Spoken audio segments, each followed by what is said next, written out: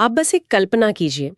मतलब मान लीजिए कि आप बाजार से एक बहुत ही जटिल और बहुत महंगी मशीन घर लेकर आए हैं। हाँ, और उसे चलाने का आपको कोई आइडिया नहीं है। बिल्कुल। आप बड़ी उत्सुकता से बॉक्स खोलते हैं, लेकिन अंदर देखते हैं कि कोई यूजर मैनुअल है ही नहीं, कोई दिशा निर्देश नहीं है। ये तो बहुत फ्रस्ट्रेटिंग स्थिति है ना? ऐसे में हम क्या करते हैं? हम बस अंदाजे से कुछ बटन दबाने लगते हैं, कुछ तार इधर उधर जोड़ते हैं और बस उम्मीद करते हैं कि मशीन ठीक से काम कर जाए। और ज्यादातर समय वो मशीन अजीब सी आवाजें निकालती है या ओवरहीट हो जाती है। एग्जैक्टली। या फिर अचानक से बिल्कुल रुक जाती है। अब अगर हम थोड़ा गहराई से और बहुत ईमानदारी से सोचें, तो क्या हमारे इंसानी मन, मतलब हमारे दिमाग के साथ भी बिल्कुल यही सब नहीं हो रहा है? ये एक बहुत ही सटीक और दिलचस्प तुलना है। देखिए, इंसानी दिमाग असल में इस धरती की सबसे जटिल मशीन है। हाँ। और हम हर दिन बिना सोचे समझे इसमें चिंता, महत्वाकांक्षा, डर, खुशी जैसी अनगिनत ऊर्जाएं बस डालते जा रहे हैं। ये मशीन पूरी फुल स्पीड में चल रही है। लेकिन किसी को नहीं पता कि इसका ब्रेक कहाँ है। सही कहा। सच कहें तो किसी को नहीं पता कि इसे कंट्रोल कैसे करना है या इसके असली मैकेनिज्म काम कैसे करते हैं। हम बस बाहर से आने वाले जो ट्रिगर्स होते हैं ना, उन पर रिएक्ट कर रहे हैं। और यही वजह है कि आज की हमारी ये गहरी चर्चा इतनी जरूरी है। इस डीप डाइव में आज हम जिस स्रोत पर बात कर रहे हैं, वो कोई मॉडर्न साइकोलॉजी का रिसर्च पेपर नहीं है। बिल्कुल नहीं। ये एक बेहद प्राचीन स्रोत है, विज्ञान भैरव तंत्र। और विशेष रूप से इसमें भगवान शिव और पार्वती के बीच हुआ एक संवाद है। हमारी इस चर्चा का जो मिशन है, वो ये समझना है कि ध्यान यानी मेडिटेशन के लिए एक दो नहीं, बल्कि पूरे 112 अलग-अलग विधियों की जरूरत आखिर क्यों पड़ी। हाँ, 112 तरीके, ये नंबर ही अपने आप में बहुत कुछ कहता है। बिल्कुल।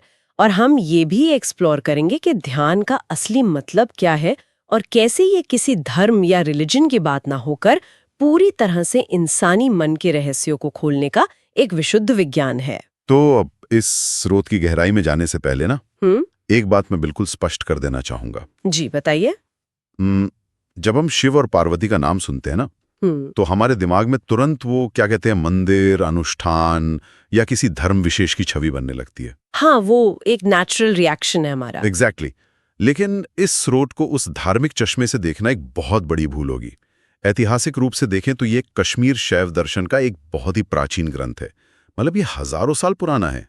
और इसे एक डायलॉग की तरह लिखा गया है। हाँ, एक संवाद की तरह। इसे मानव चेतना और हमारे मनोविज्ञान की एक बहुत ही गहरी समझ के रूप में देखा जाना चाहिए। यहाँ जो बात हो रही है वो विश्वास या आस्था के बारे में नहीं है। ये पूरी तरह से मानव मन के अनुभव और प्रैक्टिकल प्रयोगों के बारे में है। लेकिन अगर ये पूरा का पूरा विज्ञान है, तो फिर इसे शिव और पार्वती के संवाद के रूप में क्यों पिरोया गया? मतलब अगर मैं अपनी उसी मशीन वाली एनालॉजी पर वापस आऊं, तो ये किसी धार्मिक कर्मकांड की रूल बुक तो बिल्कुल नहीं लग रही है। नहीं, बिल्कुल नहीं। ये तो इंसान के दिमाग का एक प्राचीन यूजर मैनुअल लग रहा है। शिव यहाँ कोई उपदेश नहीं दे रहे हैं। मुझे लगता है वो मन की कार्य प्रणाली को डिकोड कर रहे हैं।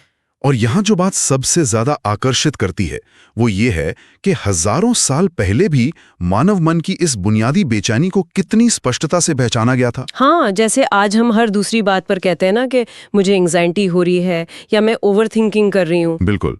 ये कोई आधुनिक युग की नई बीमारी नहीं है। अगर हम इवोल्यूशन या विकासवाद के नजरिए से देखें तो हमारा दिमाग हमेशा खतरा ढूंढने के लिए ही प्रोग्राम किया गया है। मतलब सर्वाइवल के लिए। हाँ, ये हमेशा या तो अतीत की गलतियों का विश्लेषण करता रहता है या फिर भविष्य के संभावित खतरों का अनुमान लगाता रहता है। शिव इस संवाद में ये नहीं कह रहे हैं कि किसी अदृश्य शक्ति पर आंख बंद करके विश्वास कर लो और तुम्हारी सारी उलझनें दूर हो जाएंगी। तो वो असल में क्या कह रहे हैं? वो तकनीकें दे रहे हैं, प्रैक्टिकल तकनीकें, ताकि इंसान खुद अपने दिमाग की इस डिफॉल्ट सेटिंग को हैक कर सके। एक मिनट रुकिए। अगर ये मन को शांत करने का मैनुअल है, तो मुझे एक बात सच में समझ नहीं आ रही। क्या?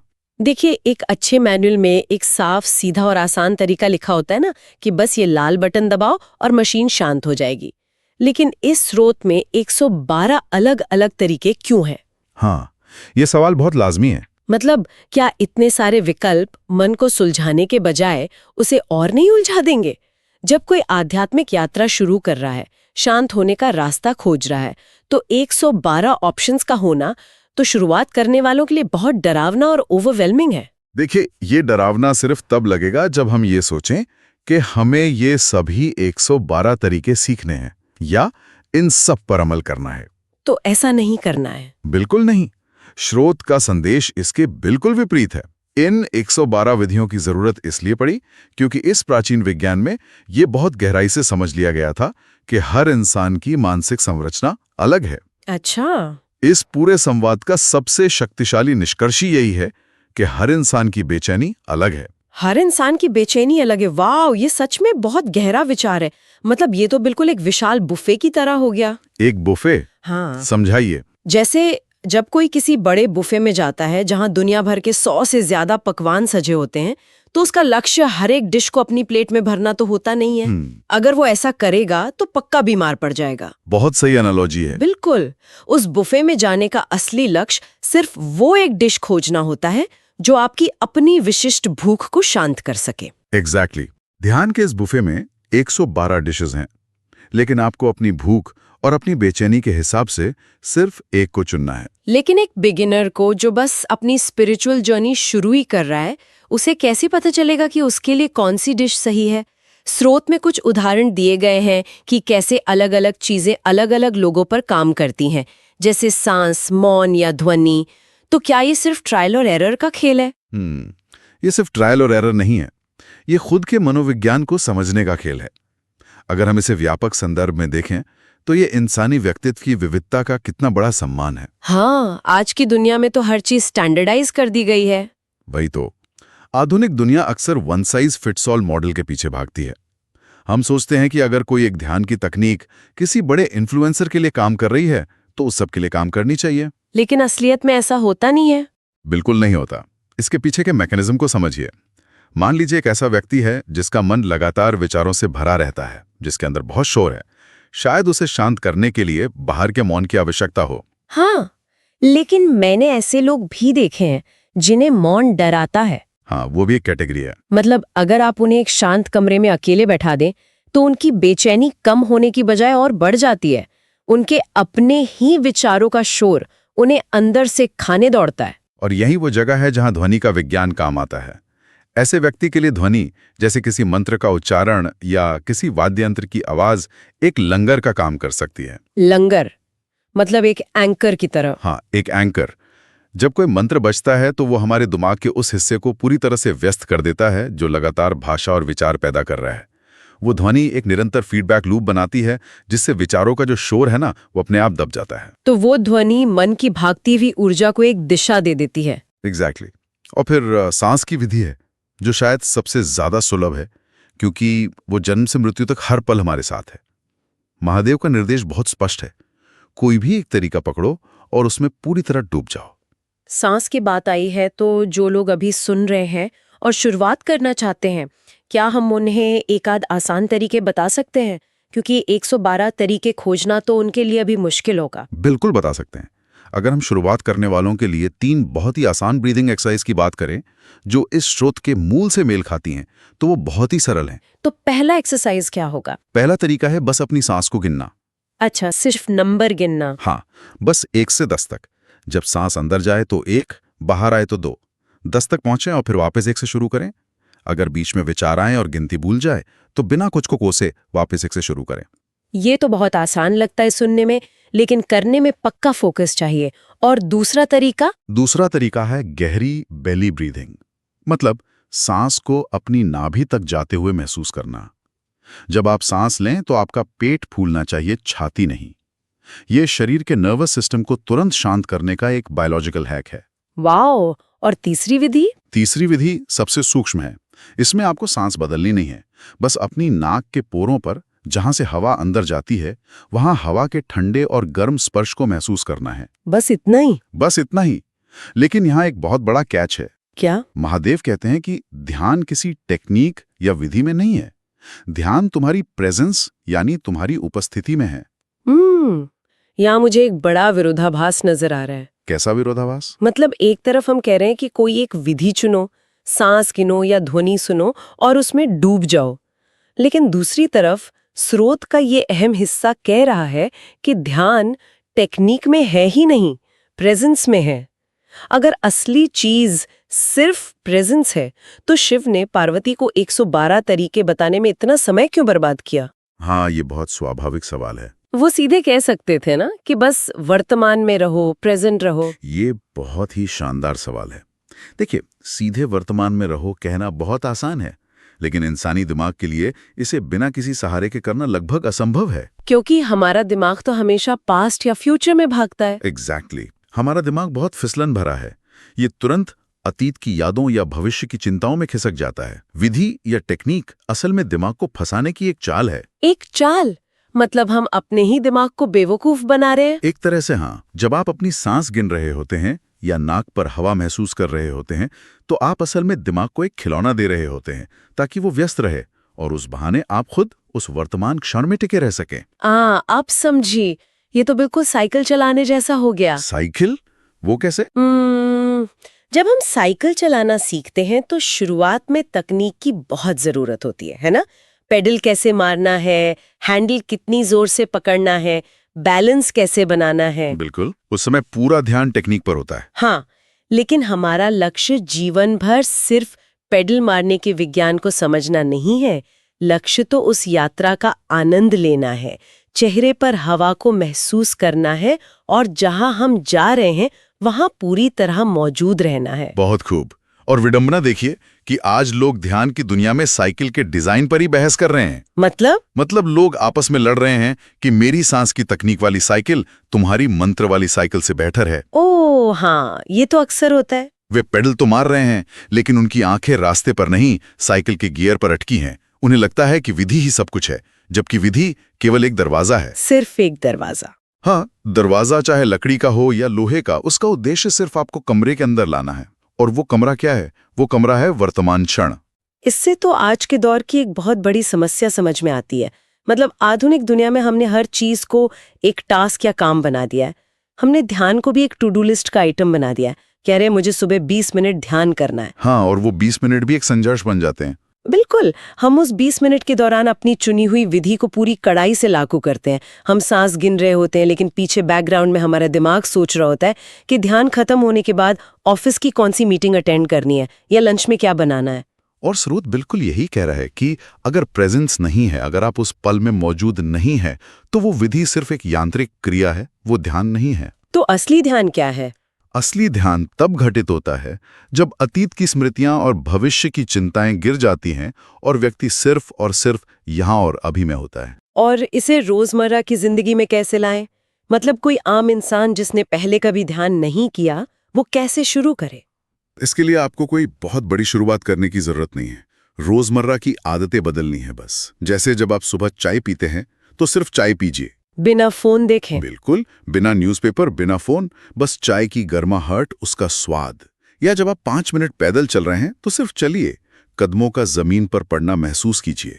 यही वो प्रेजेंस है जिसके लिए वो 112 विधियां बनाई गई थी। ठीक है, मान लेते हैं कि हम उस दरवाजे से अंदर आ गए, हमने अपनी पसंद की विधि चुनी, चाय पीते हुए या सांस गिनते हुए उसका अभ्यास किया और हम पूरी तरह वर्तमान में आ गए। हाँ, लेकिन फिर क्या? मतलब ये यात्रा हमें अंततः ले कहाँ जाती है? इन 112 रास्तों की कोई एक साझी मंजिल तो होगी ना? हाँ बिल्कुल है, और वो मंजिल है साक्षी भाव। साक्षी भाव? हाँ, जैसे हम अंग्रेजी में विटनेसिंग स्टेट भी कहते हैं। 112 रास्तों से गुजरने के बाद चेतना जिस अंतिम बिंदु पर पहुंचती है, वो साक्षी भाव है।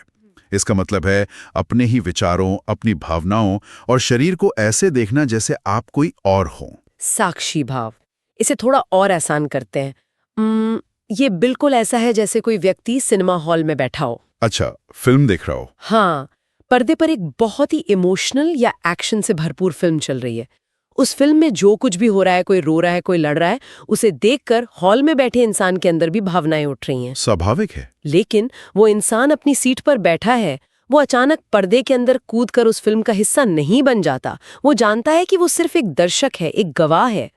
तो क्या स्रोत के अनुसार जब हम अपने ही विचारों और अपनी बेचैनी के साथ बिल्कुल ऐसा ही करने लगते हैं, मतलब उन्हें सिर्फ दूर से देखते हैं, उनमें उलझते नहीं, तब हम साक्षी भाव में होते हैं? ये एनालॉजी इसके मनोवैज्ञानिक मैकेनिज्म को बहुत अच्छी तरह से समझाती है। देखिए, आमतौर पर हमारा दिमाग मनोवैज्ञानिक खतरों और शारीरिक खतरों के बीच अंतर नहीं कर पाता। इसका क्या मतलब हुआ? मतलब जब ऑफिस में कोई हम पर गुस्सा करता है या हमें अपमानित करता है, तो हमारा दिमाग उस स्ट्रेस को बिल्कुल उसी तरह प्रोसेस करता है जैसे कोई शेर हम पर हमला कर रहा हो। ओह, हमारा फाइट और फ्लाइट रिस्पॉन्स ट्रिगर हो जाता है। एग्जैक्टली। हम तुरंत उस फिल्म के अंदर कूद जाते हैं। क्रोध आता है तो हम कहते हैं कि मैं क्रोधित हूं। हम उस भावना के साथ पूरी तरह से एक हो जाते हैं। जैसे हम सड़क से गुजरती हुई हर कार के पीछे भागना शुरू कर दें, बजाय किनारे खड़े होकर उन्हें देखने के। बिल्कुल सही। लेकिन साक्षी भाव हमारे इस बायोलॉजिकल रिस्पॉन्स को हैक कर लेता है। ये ट्रिगर और हमारी प्रतिक्रिया के बीच एक फासला बना देता है, एक स्पेस क्रिएट कर देता है। साक्षी भाव का मतलब है ये देखना कि क्रोध आ रहा है, बिना उसे जज किए, बिना ये सोचे कि ये अच्छा है या बुरा, बस एक दूरी बनाकर उसे ऑब्जर्व करना। ये खुद से दूरी बनाना ही सबसे बड़ी स्वतंत्रता है। और यहाँ श्रोत एक बहुत ही क्रांतिकारी बात कहता है। क्या कहता है? श्रोत कहता है कि जिस दिन इंसान ने खुद को इस तरह देख लिया, जिस दिन वो पूरी तरह साक्षी बन गया, उस दिन के बाद उसे किसी विधि या तकनीक की कोई आवश्यकता नहीं रहेगी। वाओ, मतलब वो सीढ़ी जिसका इस्तेमाल करके हम छत पर पहुंचे थे, अब उस सीढ़ी को पीछे छोड़ा जा सकता है। हाँ, 112 विधियां केवल तब तक है जब तक हम साक्षी नहीं बन जाते। बिल्कुल, क्योंकि विधि एक प्रयास है, एक मेंटल जिम्नास्टिक्स है। लेकिन साक्षी भाव कोई क्रिया नहीं है, ये हमारा असली स्वभाव है। हमारा नेचुरल स्टेट है। हाँ, जब व्यक्ति अपने असली स्वभाव में आ जाता है तो फिर प्रयास व्यर्थ हो जाता है। तब उठना, बैठना, चलना, बात करना सब कुछ ध्यान बन जाता है। तब ध्यान सुबह के 20 मिनट की कोई प्रैक्टिस नहीं रह जाता। नहीं, वो जीवन जीने का एक तरीका बन जाता है। ये एक बहुत ही गहरा दर्शन है। मतलब हमने आज की चर्चा शुरू की थी एक प्राचीन स्रोत से, विज्ञान भैरव तंत्र से, लेकिन ये हमारी रोजमर्रा की जिंदगी की सबसे बड़ी और आधुनिक उलझनों का सीधा जवाब दे रहा है। बिल्कुल दे रहा है। 112 तरीके सिर्फ इसलिए हैं क्योंकि हमारी बेचैनी अलग अलग है। ये तरीके सिर्फ हमें वर्तमान में खींच लाने के बहाने हैं और अंतिम लक्ष्य उस अवस्था तक पहुंचना है जहां हम अपने ही विचारों के दर्शक बन सकें। सही बात है। तो इस पूरी चर्चा को समझने के बाद एक विचार मन में बहुत गहराई से ठहर जाता है। हम अक्सर ध्यान को एक ऐसी चीज मानते हैं जो बस पहाड़ों की गुफाओं में हो सकती या है, फिर किसी बहुत शांत कमरे में आंखें बंद करके। हाँ, लेकिन अगर ध्यान का अंतिम लक्ष्य ये साक्षी भाव ही है, मतलब खुद की भावना को बिना जज किए दूर से देखना, तो क्या होगा अगर आज के किसी तनावपूर्ण क्षण में हम इसी साक्षी भाव का प्रयोग करें? ये बहुत दिलचस्प ख्याल है। तो उस भावना के साथ बहने के बजाय हम सिर्फ एक पल के लिए रुकें, बिना उस बेचैनी को दबाए, बिना उससे लड़े, सिर्फ एक दर्शक बनकर उसे आते और जाते हुए देखें। शायद ये प्राचीन स्रोत हमें यही याद दिला रहा है कि इस जटिल मशीन को शांत करने का जो मैनुअल है ना, वो हमेशा से हमारे ही भीतर था। हमें बस एक गवाह बनकर पन्ने पलटने की हिम्मत जुटानी है, क्योंकि जिस पल हम अपनी बेचैनी को बिना लड़े सिर्फ देखना सीख जाते हैं, मेरा मतलब है शायद वही पल होता है जब वो बेचैनी हम पर अपना नियंत्रण हमेशा के लिए खो देती है।